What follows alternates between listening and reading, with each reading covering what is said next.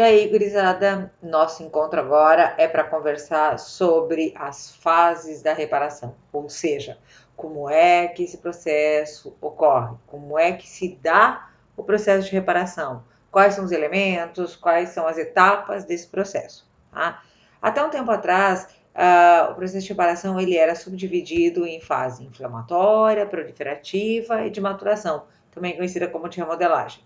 Eu falo isso porque daqui a pouco vocês vão buscar alguma literatura, mesmo online por aí, e vocês vão encontrar o assunto apresentado desse jeito.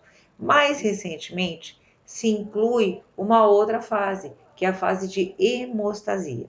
Então percebe, meu povo, que olha aqui, ó, a gente já tem duas etapas ganhas na compreensão desse processo.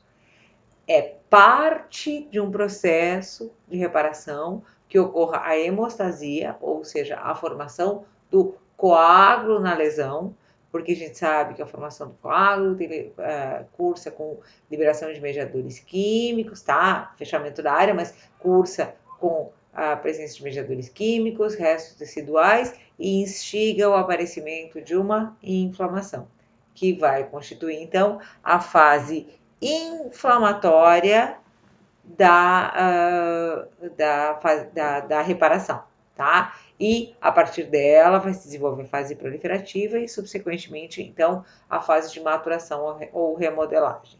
Quanto tempo vai durar cada uma dessas fases? Quanto tempo vai demorar esse processo de reparação? Isso tudo vai depender do órgão, tecido, grau da lesão, quantidade de lesão que se tem, se é uma ferida maior ou menor.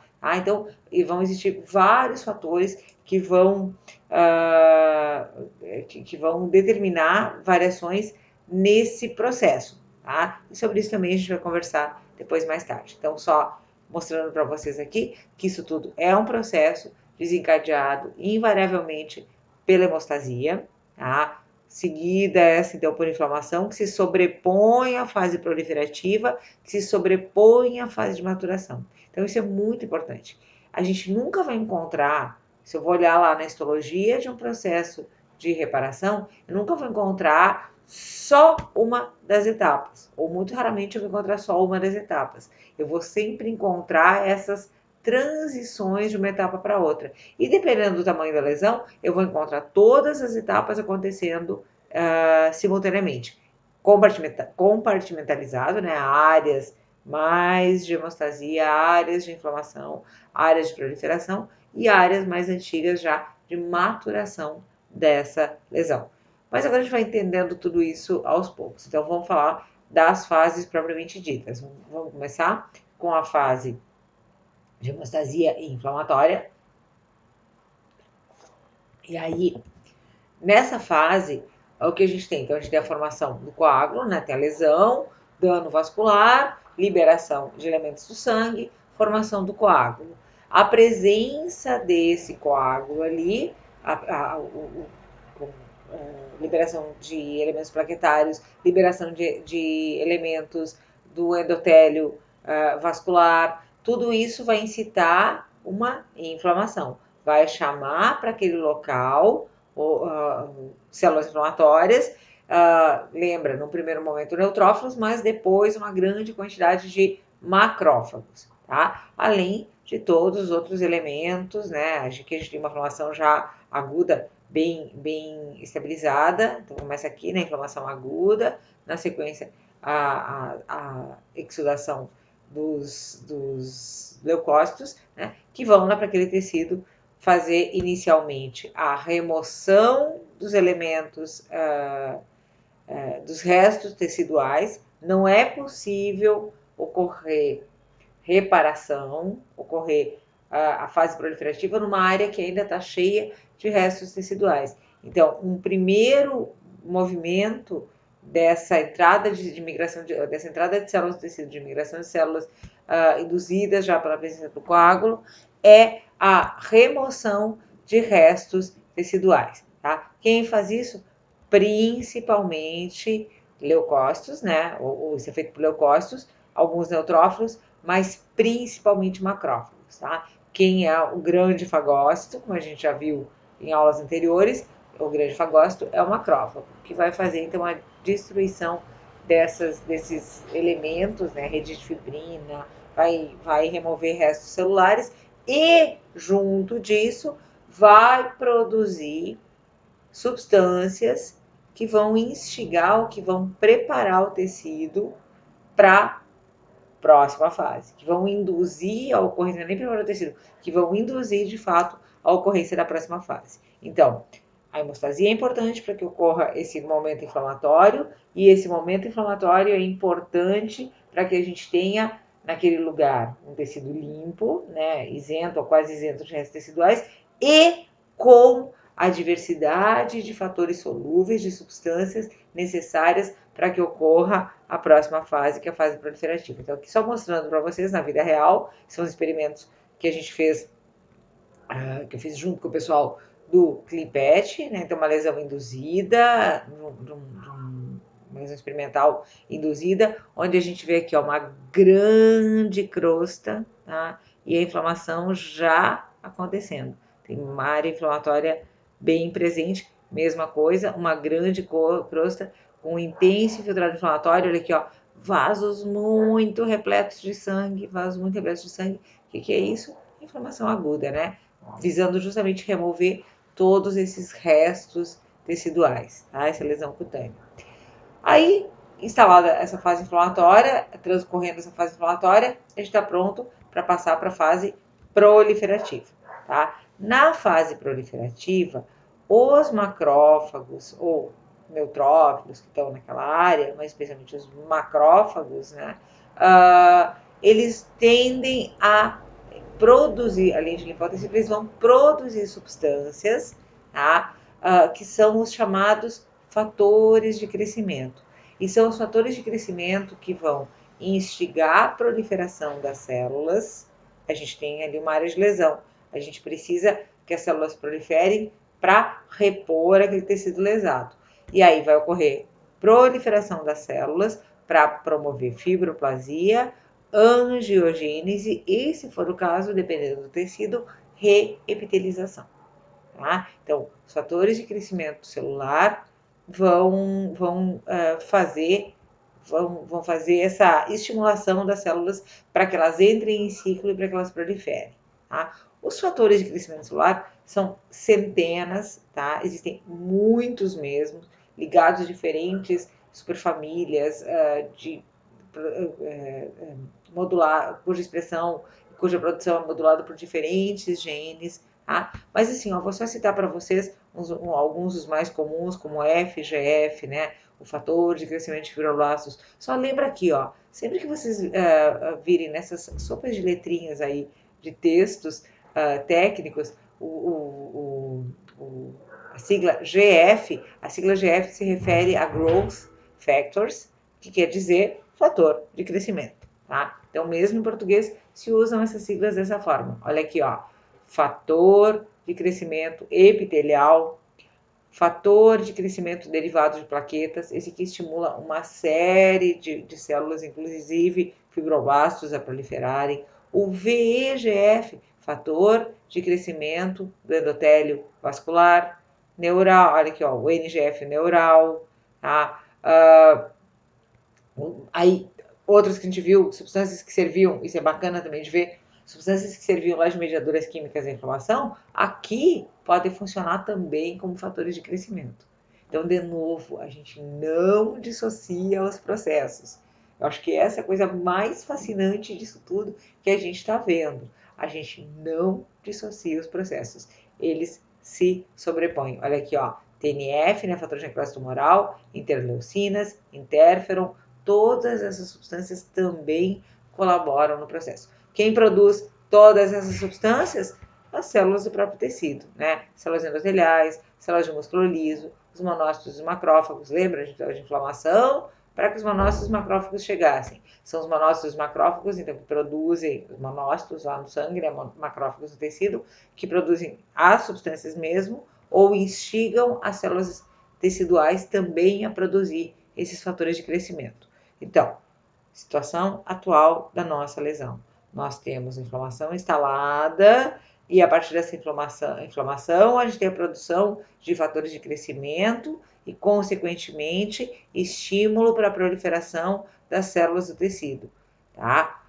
Que células são essas? Bom, a gente aqui está exemplificando principalmente numa situação, pode ser células do próprio tecido mesmo, né, para uma regeneração, mas no caso de uma cicatrização, as principais células que vão ser estimuladas a proliferar são justamente os fibroblastos.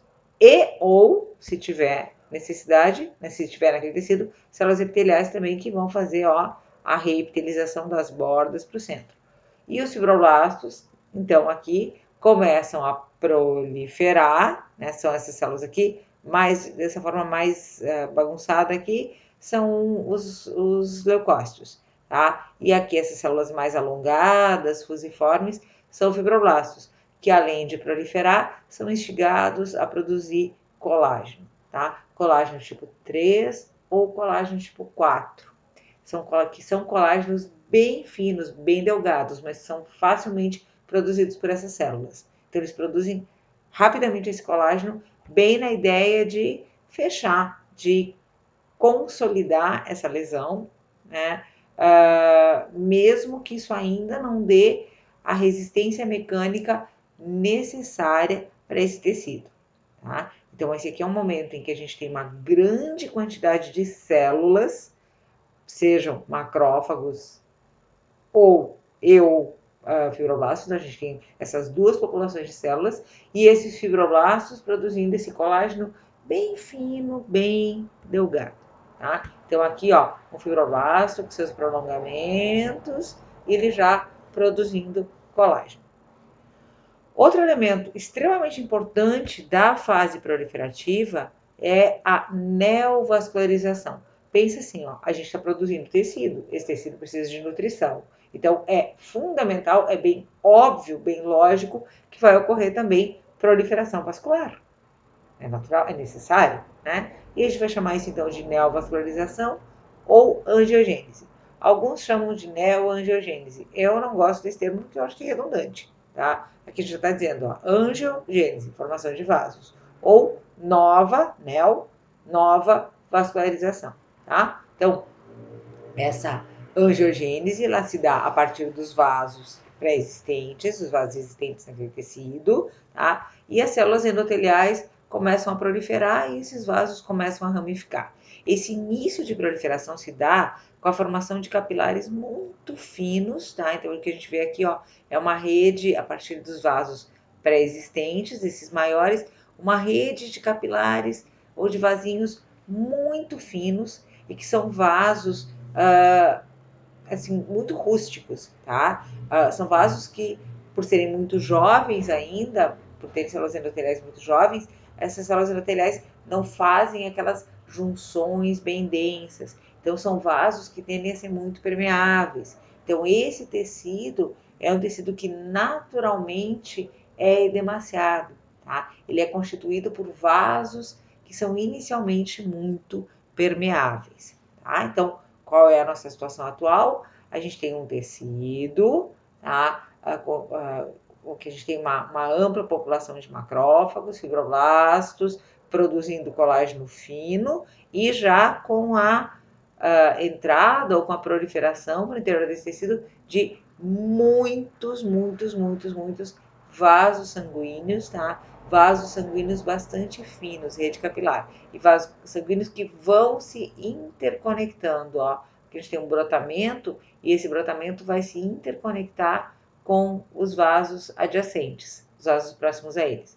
A ponto de, na histologia, a gente dizer que vão se formar arcos vasculares, tá? Então, quando eu vejo essa imagem na histologia, eu digo que tem arcos vasculares e junto com os outros elementos, né? Tecido conjuntivo bem frouxo, bem fino, tecido edematoso, presença ainda de macrófagos, eu caracterizo e digo que esse tecido está na fase proliferativa, tá? Então, aqui percebam esse vasinho novinho, neoformado, com células bem grandes na parede, fibroblastos também bem jovens, porque eles têm os núcleos muito grandes e um tecido muito celular, tá?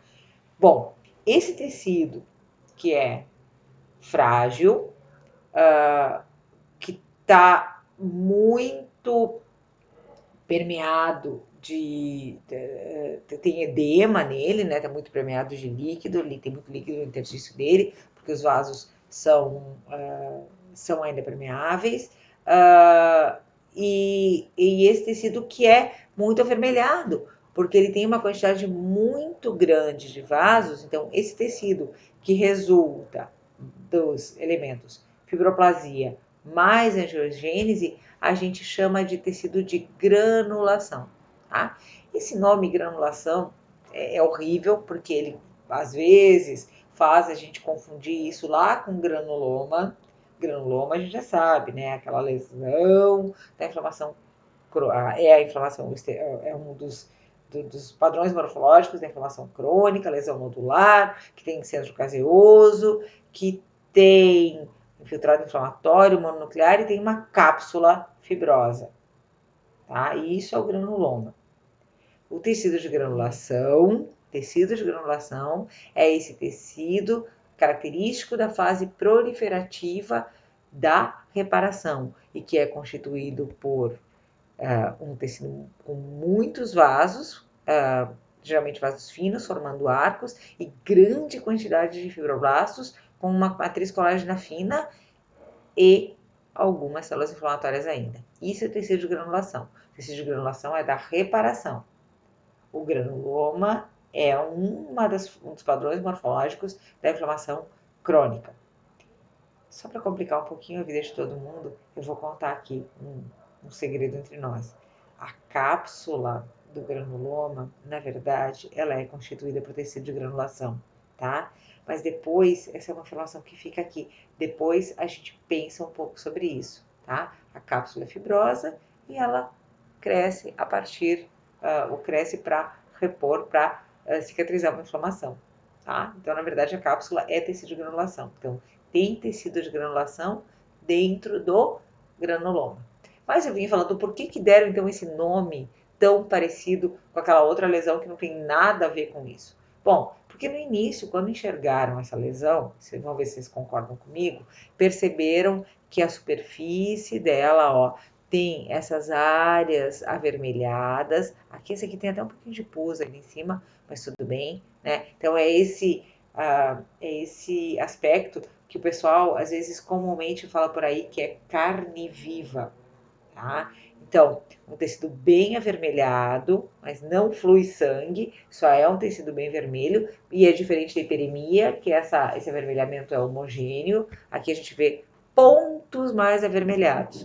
E justamente pela presença dos pontos mais avermelhados e desse tecido ter uma superfície rugosa, vegetativa, como a gente chama em termos técnicos, que se deu o nome de tecido de granulação, como se fosse um aspecto granular, tá? Vocês percebem aqui, ó, olha as bordas da ferida bem abauladas, aqui já está tendo proliferação de epitélio, tá? E de onde é que tem tecido de granulação? Aqui, tudo, tá? Vem lá de baixo do tecido e vem aqui das bordas também. Então, o fechamento vai se dando com proliferação desse tecido de todas as superfícies dessa ferida, tá? Mesma coisa no canino. Aqui a gente já tem uma ampla área de reptilização. Essa ferida já é uma ferida mais antiga. E vê aqui, esse foi um animal que tinha tido inclusive uma fratura, tá? Uma lesão, uma fratura exposta, então uma lesão muito grande. E percebe aqui, ó, sobre aquilo que seria massa muscular, a gente já percebe tecido de granulação. Claro que nessa distância e tal, fica mais difícil de vocês terem essa percepção completa. Mas esse aqui é o legítimo, mostra bem o tecido de granulação, então esse tecido vermelho, carne viva, bem vistoso. Vejam que ele brilha muito na foto, porque ele é um tecido muito úmido, né? Então brilha. E aqui essa borda já reepitelizada, tá? E aqui na histologia, então aquilo que eu falava para vocês, os vasos, esses aqui são os grandes vasos, eles ficam sempre perpendiculares à superfície. Veja aqui uma grande crosta, aqui já tem reepitelização, tá? E o tecidinho conjuntivo bem frouxo. Olha como o tecido é celular, tem muita celularidade nesse tecido. Uma grande quantidade de vasos, eles ainda pequenos vasos, alguns maiorzinhos já, né? mas eles bem engurgitados, ainda bem cheios, tá? E aqui só mostrando então a parede desses vasos, que são vasos com paredes muito delicadas, né? E como a gente falava, permeáveis. E olha o tecido conjuntivo aqui, bem dissociado, quer dizer, tem edema nesse tecido. Mais do mesmo, né? Grande quantidade de vasos, bem engurgitados. Aqui já teve uma reptilização, mas tem inflamação ainda. E aqui na macro, tá? Essa aqui foi uma cadela que teve um acidente com soro. O soro glicosado vazou num procedimento de soroterapia e ela acabou tendo uma grande necrose da pele. Essa necrose foi se estendendo, teve uma contaminação bacteriana secundária e essa cadela foi progressivamente perdendo pele. Então aqui a gente já tem, ó, tecido de granulação mais antigo, aqui mais recente, porque a lesão foi progressiva. Essa cadela veio para necrópsia, mas ela ficou em tratamento por muito tempo. Se achou que fosse se conseguir restabelecer ela. Mas aqui então a gente tem bem o aspecto do tecido de granulação. Olha essa superfície, olha aqui, ó, que já teve necrose, inclusive tamanha necrose tecidual que aparece os ossos, mas percebe aqui, ó, nessa área, olha essa rugosidade, esse aspecto vegetativo, essas áreas a gente vê que é um tecido rico em vasos sanguíneos, que tem muito sangue. Mesma coisa, olha o tecido rugoso, aqui contaminação, tá? Aqui os ossinhos, mas olha essa superfície, né? Aqui área bem nova, aqui necrose ainda, necrose atual, e aqui já o tecido bem reparado. Lembra que eu falo que a gente pode encontrar todas as fases da reparação, às vezes, numa única lesão, ou na lesão de um único paciente. E é o que a gente vê aqui, então, tá? Então, percebe bem aqui um aspecto bem claro, bem clássico de um tecido de granulação. Bom, então, em que momento nós estamos? A gente constituiu o tecido de granulação. A gente está no momento em que nosso tecido está muito celular, tem um tecido conjuntivo frouxo, edemaciado, e que não é suficientemente resistente. Tá? E tem muito vaso sanguíneo, que também são vasos sanguíneos ainda muito permeáveis. Então, é necessário a gente organizar esse tecido para, enfim, ter um processo de reparação ou uma cicatriz bem constituída. A gente vai entrar, então, na fase de maturação ou remodelagem. O que acontece nessa fase?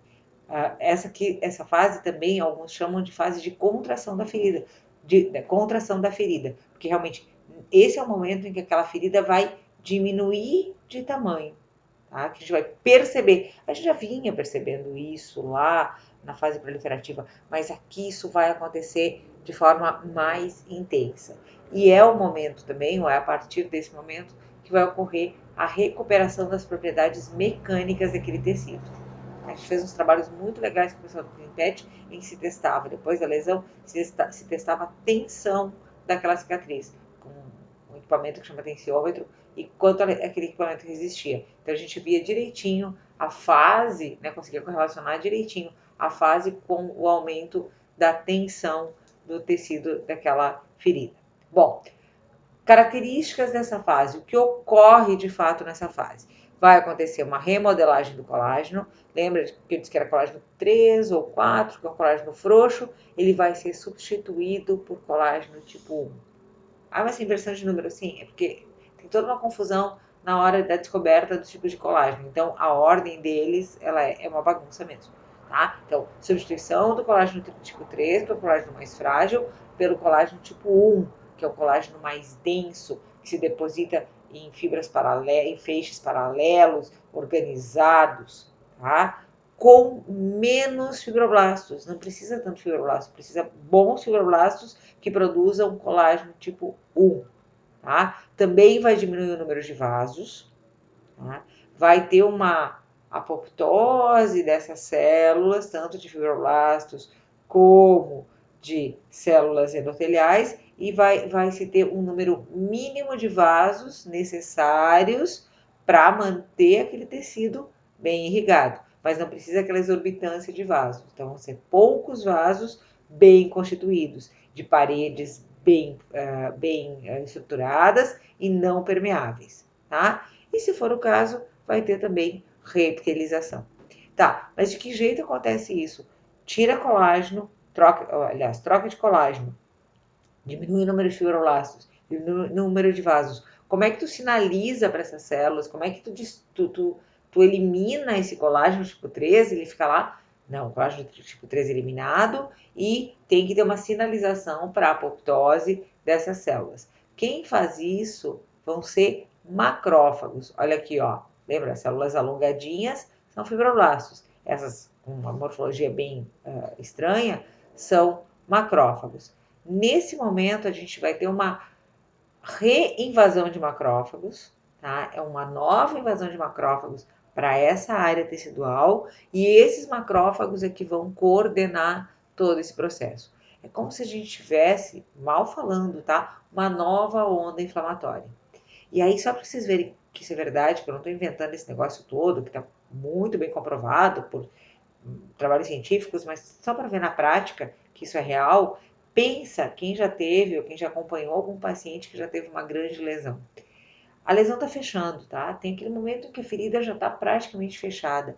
E aí tem uns dias que aquilo dá uma coceira, dá uma agonia. Às vezes a gente tem que botar colar elisabetano de novo no paciente, porque aquilo coça exageradamente. Ou quem já teve uma lesão dessas, pensa, tenta lembrar ou acompanha, não estou torcendo para ninguém ter lesão, mas acompanha alguma lesão que vai ter. Vocês vão ver que realmente tem, já depois da ferida bastante fechada, tem um novo momento de quase, né, uma inflamação aguda, que é a entrada de novo de macrófagos e eles estão fazendo essa fase. Então, esse período todo está relacionado com os eventos que estão acontecendo naquele tecido, tá? Então, resultados, olha, fase proliferativa, um que outro macrófago lá no final, mas muito fibroblasto e muito vaso. Na fase de maturação, menos vasos, né? Vasos mais calibrosos, mas em menor densidade, menor quantidade, um colágeno mais denso, que a gente nem via direito colágeno, e poucos fibroblastos, tá? Essa é a característica. À medida que o tempo vai passando, essas fibras colágenas vão se organizando. Olha aqui, ó, a gente não tem mais os vasos cheios de sangue, tem alguns vasos maiores e as fibras colágenas começando a se organizar, tá? Então, olha aqui, ó, fase de hemostasia e inflamatória, fase proliferativa e fase de maturação ou remodelagem, tá? Só para mostrar quem são as células as estrelas principais de cada uma dessas fases, né? Lá no início, neutrófilos, plaquetas, queratinócitos podem estar envolvidos também, tanto no estímulo do processo inflamatório como na proliferação. Depois, na proliferativa, macrófagos, células endoteliais e fibroblastos. E na remodelagem, principalmente fibroblastos, células endoteliais e, como a gente falou, por um bom período ainda macrófagos, certo?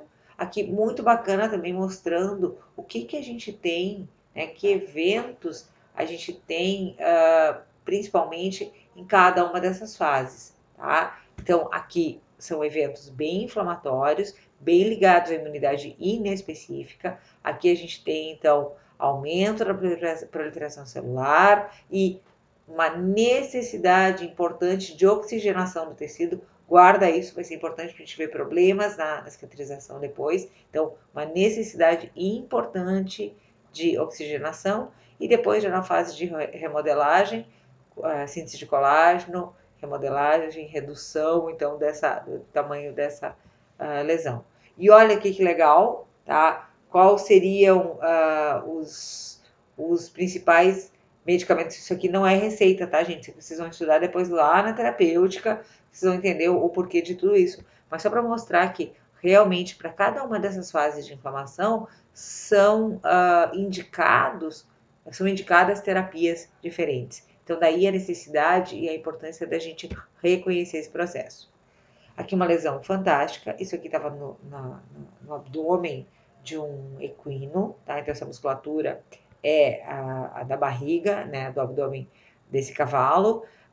Isso eu achei numa linha de abate, estava fazendo um experimento num frigorífico, e percebam aqui, ó, isso aqui é um grande coágulo, na verdade são grandes coágulos, toda essa área aqui são de restos de sangue, né, restos desse hematoma, é um coágulo tridimensional, é um hematoma, né, então são restos do hematoma, já esse acobreado é do processamento, do ferro, da hemoglobina, de tudo isso, e já a formação do tecido conjuntivo com o objetivo de reparar essa área. Então, remover todo esse tecido morto, né, que é esse sangue morto aí, e a proliferação do tecido conjuntivo. Se eu fosse fazer histologia dessa borda aqui do tecido, eu veria aqui fase de hemostasia. Eu tenho restos de sangue ainda, né, restos desse coágulo.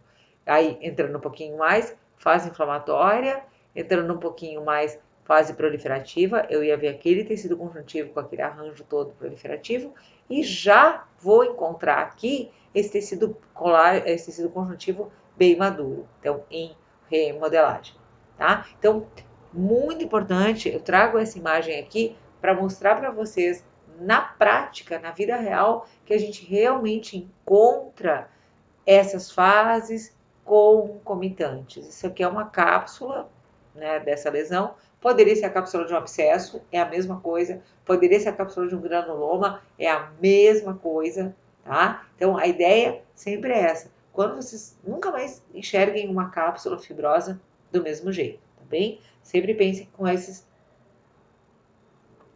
com esse olhar, né? Onde é que parte dela que eu tô, certo? Com isso, a gente pode dar, nós podemos nos dar um pequeno descanso, a gente dá um intervalo agora e se prepara para falar então de eventos que podem atrapalhar ou que podem complicar o processo de reparação, tá? E quais são as alterações então ligadas a esse processo. Tá bom, gente? Então, nos vemos nessa nossa próxima aula. Até lá!